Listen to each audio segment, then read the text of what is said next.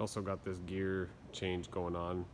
Might be cool to some people, so I'll show you what we got going on here. We just have the nose strut, the nose brace, and we have that right hand main brace is due for overhaul right away, so we haven't started on that yet, but we got the nose strut in so far anyway. Here's the old one. This is what it looks like, all worn out. I mean, the bushings and everything are actually kind of still tight on this thing, but once they reach their life, they reach their life. It's just covered in shit. And this is the old drag brace here. So this is the piece that actually supports the strut and locks it in a position. It's kind of like an over-centering mechanism that locks the landing gear down. And this is where it attaches to right here. And what else can I show you? The strut, obviously the Schrader valves at the bottom on there, and you're wondering, well, where the hell's the axle? It's right here. It slides off the bottom. It has to, in order to get a lot of the steering components off of here, which I'll show you in a sec. They're on the new strut already. These are torque links. These are what actually transfer the steering force into the actually physically rotating this axle, and obviously in turn your wheels, the double nose wheels. Here's the new nose drag brace that's supposed to go on.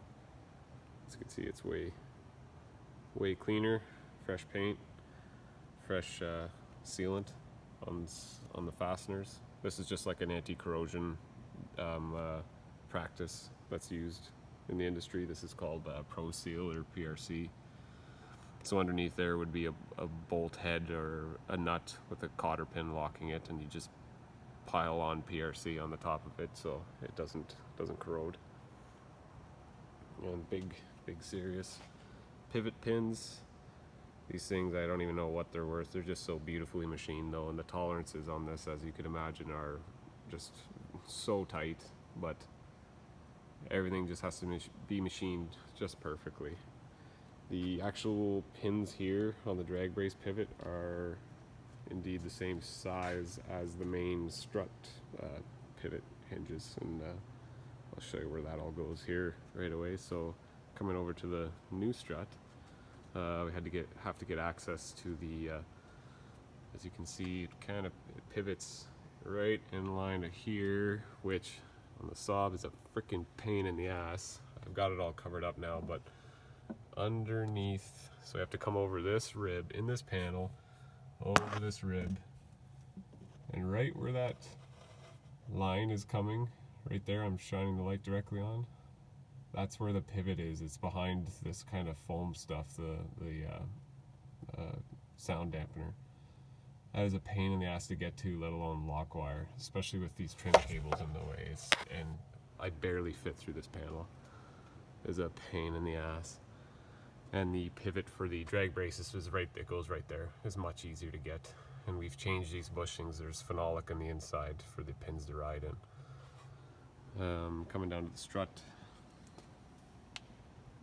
Here's the steering components right here. This is the steering actuator. It converts linear motion into rotational motion down here. And you may be wondering, how the hell does that even mechanically work? And to be honest, I'm still trying to figure it out. When you watch one of these things operate, it is impressive to see how the hell it's even possible with this set. This is offset just ever so slightly from perfectly perpendicular to the strut. And this linear actuator through these sets of pivots are moving this ring left and right. It's pretty cool, actually. A lot of wear items is the only problem with this, I would say. But besides that, kind of a nifty piece of engineering. But anyway, all of this slides off, like right here. This all comes off the bottom of the strut. That's why you have to take the axle off. This is the shimmy dampener in here. This is filled with a very viscous fluid, and it stops nose wheel shimmies, or helps prevent nose wheel shimmies, vibrations. See if I can come back. Show you the rear end of this steering mechanism. So It's all moved by all these linkages into this hydraulic unit here with kind of a shuttle valve in there, and up above is it's got a rod, and I'll show you the top end. Get the light going. Here's that same rod. Everything's locked, of course, as you can see. A lot of cotter pins. This has yet to be safetied. This is why it's got a flag on it right now, because we need to rig the nose gear steering. We haven't done that yet. But anyway, there's a turn barrel here, and there's room for adjustment to wind this in or out. But this goes straight through the pivot pin of the strut, and that's what we were looking at from the other side. What a pain in the ass to get to. But and it's a Teleflex cable to the steering tiller in the cockpit.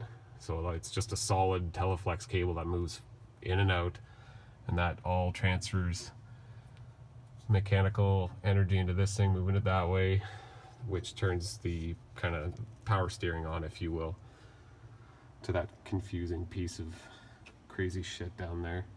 But anyway, here's an empty Saab 340 nose gear bay with no drag brace in it. It's quite roomy, actually. Got your hydraulic accumulators up here. The parking brake valve is underneath this panel. It's hooked up to the pilot's rudder pedals, of course. This is the hydraulic. There's filters behind there, the reservoirs, the pump itself for the whole airplane. It's all in behind here in the nose. These doors are going to be hooked up to the drag brace. That's why they are undone right now. And this is the main actuator that lifts the whole entire nose landing gear up and down. These come due for overhaul themselves, but this one is out of phase with the rest of them, so it's not being done at this time. But yeah, so the drag brace is going to go into, there we go. There's one of the standoffs for the pivot, and then its opposite is here, and then it comes down and then bolts to this guy right here, and then this actuator pushes it. This end right here hooks onto this right here, and also onto the drag brace itself. And it doesn't really, there's a standoff on the drag brace for it to go on, and it doesn't look like it has very good mechanical advantage right there, doing the pushing from there, and then it really doesn't, but it obviously works, so hey, why not?